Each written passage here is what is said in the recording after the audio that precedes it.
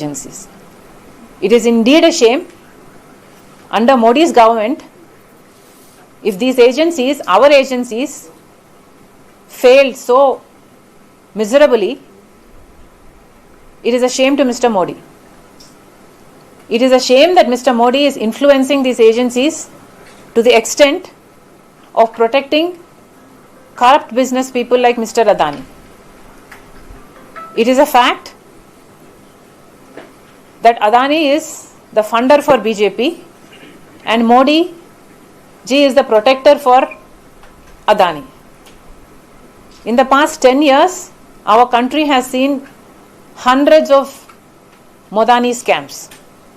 And no inquiry, no agency, బయట పెట్టారు అంటే ఈరోజు అంతర్జాతీయ స్థాయిలో మన భారతదేశంలో అవినీతి గురించి చర్చ జరుగుతుంది అంటే ఇది అవమానం కాదా?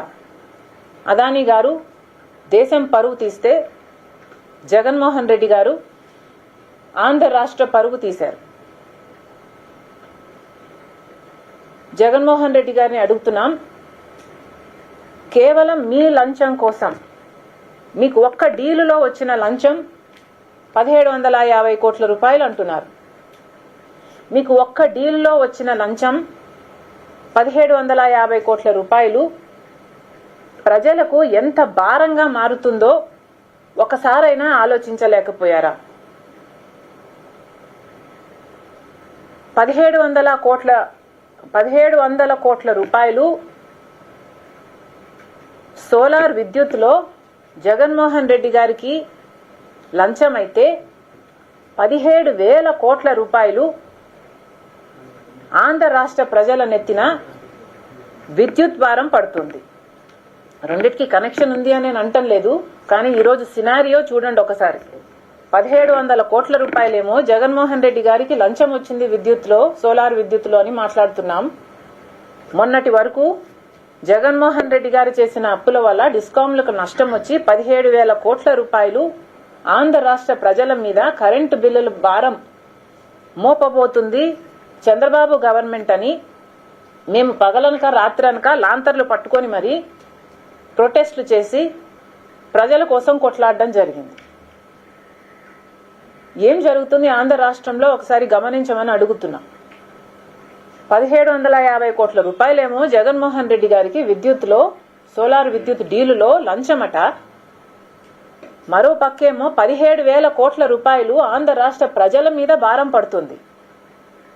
రెండింటికి కనెక్షన్ లేకపోయినా ఈరోజు జరుగుతున్న వాస్తవం అది.